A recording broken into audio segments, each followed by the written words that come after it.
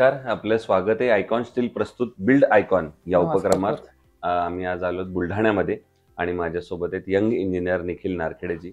म्हणजे specially government project ही त्यांची speciality आहे आणि अनेक रोडची कामं असतील, ब्रिजेसची कामं असतील, बिल्डिंगची कामं असतील अशी त्यांनी केलेली आहेत. तो त्यांच्या आजवरच्या प्रवासाबद्दल, अनुभवाबद्दल आज आपण त्यांच्याशी गप्पा मारणार आहोत. सगळ्यात आधी तुम्हाला विचारायला मला आवडेल ते म्हणजे तुमच्या शैक्षणिक पार्श्वभूमीबद्दल. म्हणजे साधारणपणे आपल्या शाळा कुठलं होतं, कॉलेज कुठलं होतं आणि सगळ्यात महत्त्वाचं म्हणजे सिव्हिल इंजिनिअरिंग हे फील्ड निवडण्यामागची प्रेरणा कोणाची होती, ज्यांच्यामुळे तुम्ही या फील्डमध्ये आलात? तर माझं प्राथमिक शिक्षण इथेच झालेलं आहे शारदा ज्ञानपीठमध्ये. त्याच्यानंतर डिप्लोमाला म्हणजे मी 8वी-9वीत असताना साधारणतः मी माझ्या साईटवर गेलो होतो वडिलांच्या, म्हणजे JCB वगैरे चालायचे त्यांचे. हं. तर ते पॉलिटेक्निक कॉलेजचं काम चालू होतं. तर तेव्हाच असं वाटलं मला की इंजिनिअरमध्ये हीच फील्ड निवडावी. तसंच मी 10वी नंतर डिप्लोमाला ॲडमिशन घेतली, परत डिग्री केली आणि गव्हर्नमेंट कॉन्ट्रॅक्टर म्हणूनच एक हे करिअर करायचं ठरवलं. चल. मग त्याच्यानंतर पहिला पुढचा मुद्दा येतो ते म्हणजे कुठल्याही सिव्हिल इंजिनिअरच्या आयुष्यात जो स्ट्रगल असतो, हां. डिप्लोमा किंवा डिग्री केल्यानंतर पहिला प्रोजेक्ट मिळेपर्यंत. तर तुम्हाला पहिला प्रोजेक्ट कसा मिळाला आणि त्याची काय आठवण होती? स्वतःचा पहिला प्रोजेक्ट? काय झालं सर, डिप्लोमा झाला, लायसन वगैरे काढलं. असं वाटलं करून टाका. लकीली कामं मिळत गेले, एवढी कॉम्पिटिशन नव्हती.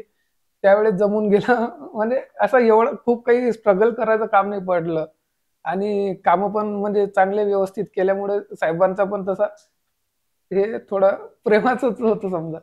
त्यामुळे पहिला प्रोजेक्ट लगेचच मिळाला. हां, लगेच. मग आता येऊया काही तांत्रिक प्रश्नांकडे. त्यातला हं. पहिला प्रश्न असा आहे की ते म्हणजे तुम्ही आता गव्हर्नमेंटचे प्रोजेक्ट्स करता, ग्रामीण भागात जाऊन काम करता.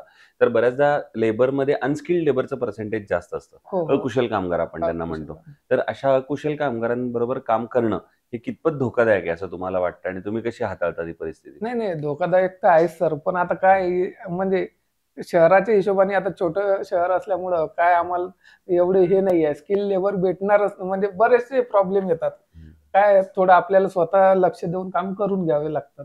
बरोबर.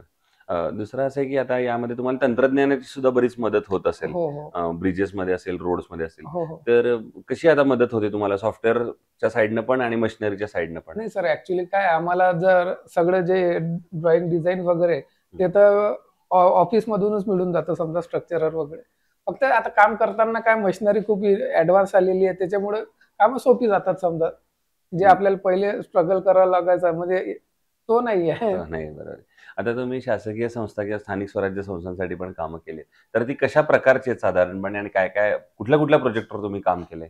सर सुरुवात तर आमच्या काँक्रीट रोडपासूनच झाली.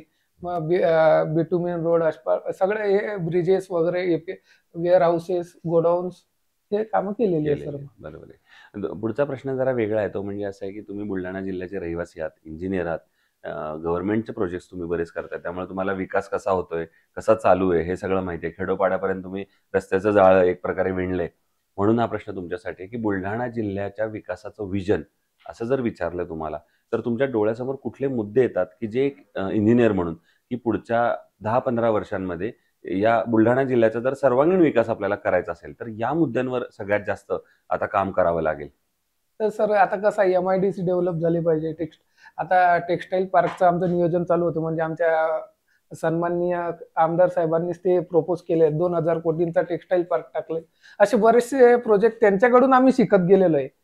संजूभाऊ गायकवाड म्हणून आहे, त्यांच्याकडून बरेचसे एवढे विजन आहे त्यांच्याकडे, की ते आता आम्हाला कळायला लागलं, की विकास कसा होऊ शकतो आणि काय होऊ शकतो हे त्यांच्याकडून शिकलोय सर. बरोबर. आता त्यांनी टेक्सटाईल पार्क म्हणा, ॲग्रो प्रॉडक्ट सगळे सगळे बरेचसे प्रोजेक्ट इथे लॉन्च केले. ते त्याच्यामुळे आम्हाला समजायला लागलं. आता आम्ही त्यांच्याकडून शिकतोय, की कसं काय केलं जाऊ शकतं. करायचं. बरोबर आहे. आणि दुसरं म्हणजे आता शासनानं काय पावलं उचलली पाहिजेत अजून या प्रकल्पांना जर गती द्यायची असेल, वेग द्यायचा असेल तर? सर शासनाने मान्यता लवकर द्यावी म्हणजे कुठे अडचण आली नाही पाहिजे. बरोबर. नंतर आता या क्षेत्रात जे नवीन तरुण इंजिनिअर्स येतात, जे पहिलं पाऊल ठेवतायत आता या तुमच्या क्षेत्रामध्ये, त्या ज्युनियर्सना तुम्ही एक सीनियर म्हणून काय सल्ला द्याल? काही नाही सर, जे चांगलं म्हणजे जो चांगला सल्ला देता येईल तो तर द्यायचा प्रयत्न करू आपण. बरोबर. नाही त्यांना पहिलं ते या क्षेत्रात येण्यापूर्वी असं तुम्ही काय सांगाल का, की ही गोष्ट घ्या, ही गोष्ट करा, ही गोष्ट करू नका, तर तुम्हाला चांगलं यश मिळेल या क्षेत्रात? काही नाही, कॉन्फिडन्स ठेवा आणि थोडंसं म्हणजे स्वतःवर हे करा, विश्वास ठेवा. बरोबर. दुसरं तुम्ही एक आतापर्यंत केलेल्या प्रकल्पापैकी एखादा आयकॉनिक प्रोजेक्ट सांगू शकाल का? की जो काहीतरी वेगळा होता, नवीन होता त्याच्यात खूप काहीतरी करण्यासारखं होतं, चांगला होता.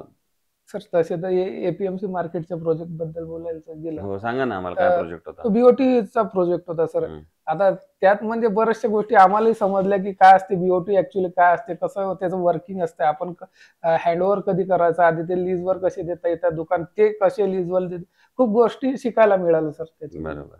आणि असा एखादा प्रकल्प ज्यामध्ये काहीतरी अडचणी आल्या, समस्या आल्या आणि काहीतरी आव्हान आलं आणि मग त्याच्यावर तुम्ही कशी मात केलीत? सर अडचणी तर भरपूर आल्या, आता स्टार्टिंगला खूप आल्या.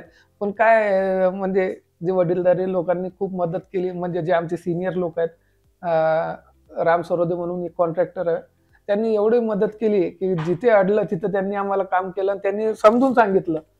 म्हणून होऊन गेलं. व्यवस्थित झालं, हो, बरोबर आहे. झालं. दुसरं स्टील निवडताना तुम्ही काय पॅरामीटर्स बघता आणि ठरवता, की हे स्टील चांगलं आहे, हे वापरायला पाहिजे? तर ॲक्चुअली आम्ही तेवढं हेच नाही केलं. पण आता आम्हाला समजायला लागलं, की नाही किती महत्त्वाचं असतं समजा स्टील निवडताना या गोष्टी बघितल्या पाहिजे. आता काय आम्ही रायपूर वगैरेचे स्टील घेतलं, की चला बुवा 1-2. पण आता कळायला लागलं, की काय नेमका फरक काय असतो. तर आता आम्ही याच्यानंतर आम्ही सतर्क होऊ समजा. आता या 1-2 वर्षात आम्हाला समजायला लागलं, की आपण चुका काय केलेल्या आणि ते आपण इम्प्रूव्ह कसे करू शकतो. आणि आयकॉन स्टील तुम्ही कुठल्या प्रोजेक्टवर वापरलंय का? आणि तुमचा कसा होता अनुभव? अॅक्वॉस्टील सर मी एका प्रोजेक्टवर वापरलं. माझ्या रिधोऱ्याचा ब्रिज होता त्याच्यावर वापरलेलं. हं. चांगलं आहे सर, क्वालिटी वगैरे सगळी छान आहे. अच्छा, ठीक. हो. सो हे होते इंजिनियर निखिल नारखेडेजी आणि मी जसं सुरुवातीला म्हटलं तसं शासकीय संस्थांसाठी ते बरंच काम करतायत. त्या प्रकल्पांवर काम करतायत. सो भविष्यात सुद्धा असेच आयकॉनिक प्रोजेक्ट तुमच्या हातून घडावेत याच धन्यवाद आयकॉन सर. स्टीलकडून मनःपूर्वक शुभेच्छा. धन्यवाद, धन्यवाद सर.